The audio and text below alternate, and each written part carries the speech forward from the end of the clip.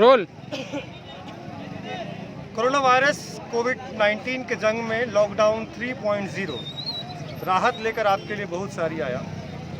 उन राहतों में से एक राहत थी कि पिछले लॉकडाउन से बंद पड़ी शराब की दुकान पूरे देश में हर जोन में खोल दी गई। कई राज्यों ने रेड जोन में इसे प्रतिबंधित रखा। छत्तीसगढ़ में रायपुर रेड जोन में है।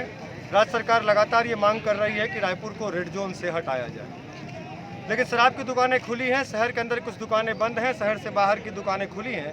और बेतहाशा जो भीड़ आपको दिखती है वो बता सकती है कि 40 दिनों का जो लॉकडाउन था, जिस लॉकडाउन में शराब की दुकान पूरी तरीके से बंद रही, उसने कितना प्रभाव डाला। अभी राज्य सरकार के गाइडलाइन के मुताबिक एक आदमी को 2 बोतल शराब और 4 बियर की बोतल ये दी जा सकती है। कुछ यही कमोबेश हालात देसी दुकान, उसके अलावा जो एक लोकल ब्रांड 2008 से आपको छत्तीसगढ़ में नज़र आता है, उसमें भी कमोबेश वैसी ही भीड़ नज़र आती है। भीड़ जो हर जगह नज़र आती है। आपको ट्रक भी लगातार आते दिखाई पड़ रहे हैं। एक अलग ये कोशिश है कि आज चूँकि पहला दिन है तो दूसरे दिन किस तरीके से बांस बल्लियों के सहारे थोड़ा सा लोगों के बीच दूरियों को मेंटेन किया जाए। पहला दिन है, भीड़ उमड़ी है। प्रशासन भी अपने आप बहुत कुछ समझ नहीं पा रहा है। पुलिस की लगातार कोशिशें भी भीड़ को नियंत्रित कर नहीं पा रही हैं। और जो एक डिस्टेंसिंग की बात हम करते हैं कोरोना में कि लोग एक दूसरे से इतनी दूरी बनाए रखेंगे, वो नज़र आता नहीं है। और पुलिस चाह करके भी ऐसा कुछ प्रयास कर पाने में लगभग असफल रही है। हालांकि ये हालात छत्तीसगढ़ के नहीं, देश के तमाम हिस्सों के हैं। और लॉकडाउन में जैसे ही शराब दुकान खुलने की बात आई, खुली, तो लगभग देश के हर हिस्से में तस्वीर कुछ इस कदर ही आई। कई जगहों पर दुकानों को बंद करना पड़ा। यहाँ भी कई दुकानें बंद हुई। जहाँ भी लोग हैं वहाँ पर उनके बीच दूरी बनाए रखने की कोशिश हुई। यहाँ भी ये कोशिश बदस्तूर जारी है छत्तीसगढ़ में। लेकिन छत्तीसगढ़ और बाकी राज्यों में जो डिफरेंस है उस पर हम आपको लेकर के चलते हैं। अगर आप छत्तीसगढ़ में शराब दुकान खोजने निकलेंगे, एक दुकान से दूसरे दुकान की दूरी के बीच कुछ किलोमीटर का फासला होगा। दुकानें कम कर दी गई, लेकिन बिक्री का अनुमान आप इस बात से लगा सकते हैं कि राज्य सरकार तकरीबन यहाँ की जो आबादी है वो 2.5 करोड़ के आसपास है। और 2.5 करोड़ की आबादी में से भी लगभग 40% आबादी जो है वो वनवासियों की मानी जाती है। वनवासी प्रक्षेत्रों में साथ में कि वनवासी प्रक्षेत्रों में जो शराब का पेय पदार्थ है वो महुआ के रूप में, सल्फी के रूप में, छींद के रस के रूप में, ये तमाम रूप में वो नज़र आता है। लेकिन जैसे ही हम शहर की ओर बढ़ते हैं, जहाँ कारखाने हैं, जहाँ पर उद्योग हैं, वहाँ पर आप पाएंगे कि मजदूर वर्ग भी शराब को लेकर के काफ़ी ज़्यादा संजीदा, एक तरह से कहिए प्रेमी भी है। शराब कई रूप में बुरी भी नज़र आती है। जब लॉकडाउन में शराब बंद था तो ये आवाज़ उठ रही थी। जो दल पिछले 15 सालों से सरकार में थे, यहाँ पर अगर बीजेपी की बात की जाए तो वो कांग्रेस पर निशाना साध रही थी कि उसने अपने घोषणा पत्र में शराबबंदी का जिक्र किया था, उस बाबत कमेटी भी बनाई थी। तो क्या इसके बाद में शराबबंदी लागू कर दी जाए। लेकिन जिस तरीके से लोगों की भीड़ है वो बताती है कि शराब के प्रति, चूँकि ये इलाका खास तौर पे श्रमिक वर्ग से जुड़ा हुआ है, जो मजदूर से लेकर के खेतीहर भी हैं, उद्योगों में भी काम करते हैं, और निश्चित तौर पर शराब उनके लिए एक ज़रूरत भी बनी है। छत्तीसगढ़ के अगर तीनों हिस्सों में अलग अलग हम घूमेंगे तो हम पाएंगे एक हिस्सा कोयला प्रक्षेत्र है जहाँ पर कोल श्रमिक हैं, और वहाँ पर आपको शराब की खपत बदस्तूर अच्छे से मिल जाएगी। ठीक वही हालत आप बिलासपुर और उसके आसपास कोरबा जैसे क्षेत्रों में आएंगे, रायगढ़ जाएंगे, वहाँ भी आपको कोल श्रमिक से लेकर के दूसरे अन्य जो पावर सेक्टर्स हैं वहाँ पर काम करने वाले श्रमिक मिलेंगे, और कमोबेश वो भी शराब के पीछे गई थी, शराब उनकी ज़रूरत बन गई है। रायपुर के आसपास भी जब हम आते हैं तो यहाँ भी फैक्ट्रियों की संख्या काफ़ी ज़्यादा है।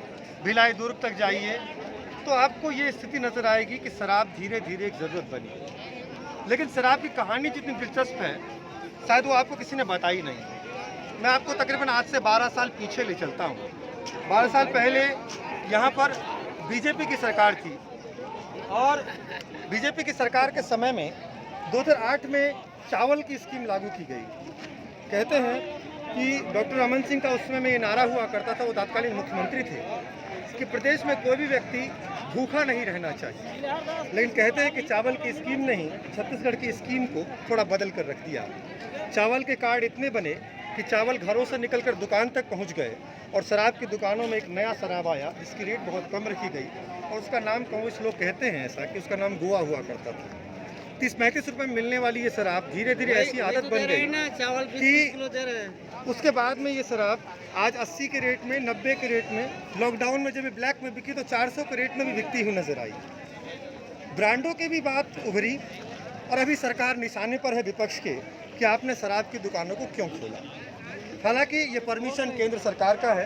केंद्र सरकार ने सभी राज्यों को रेड जोन से लेकर ऑरेंज जोन और ग्रीन जोन में शराब दुकानों को खोलने की परमिशन दी है। सुबह 8 से लेकर के शाम 7 बजे तक आप सोशल डिस्टेंसिंग का बखूबी इस्तेमाल करते हुए लोगों को शराब उपलब्ध करा सकते हैं। शराब की ऑनलाइन की व्यवस्था भी थी, लगातार कई राज्य सरकारें इसकी डिमांड भी कर रही थी और इसके पीछे जो हवाला दिया जा रहा था वो राज्यों के वित्तीय हालात को लेकर हवाला दिया जा रहा था कि राज्यों की आर्थिक स्थिति उतनी अच्छी नहीं है, इसलिए कम से कम शराब की दुकानें खोलेंगे तो सरकार का राजस्व बढ़ेगा। मुख्यमंत्री खुद छत्तीसगढ़ के ये कह चुके हैं कि राज्य सरकार को आर्थिक मदद की जरूरत केंद्र से है। कई मामलों में केंद्र सरकार के पास जो राज्य सरकार का पैसा रुका हुआ है उसे रिलीज करने की आवश्यकता है।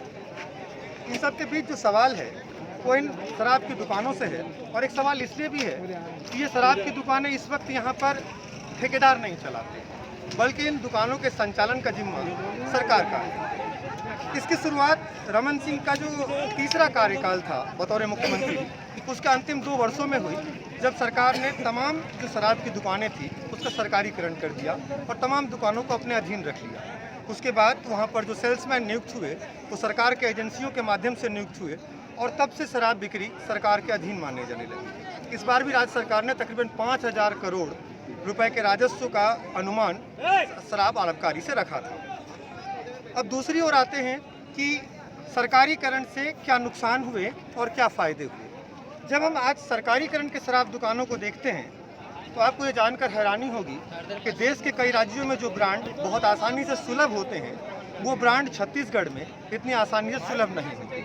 यहाँ पर जो ब्रांड आपको दुकानों में मिलते हैं उन ब्रांडों का नाम सुनकर कई बार आप हैरान भी हो जाएंगे और परेशान भी हो जाएंगे। तो लॉकडाउन में शराब की छूट, एक तरह से कहिए शराब खरीदने की जो छूट मिली है, इसके बीच आप अपने स्वास्थ्य का ख्याल ज़रूर रखें, थोड़ी तैयारी करें, थोड़ी दूरी रखें और अगर आप शराब प्रेमी हैं तो शराब खरीदिए और अगर आप शराब पीना नहीं चाहते तो लोगों को सचेत भी करिए।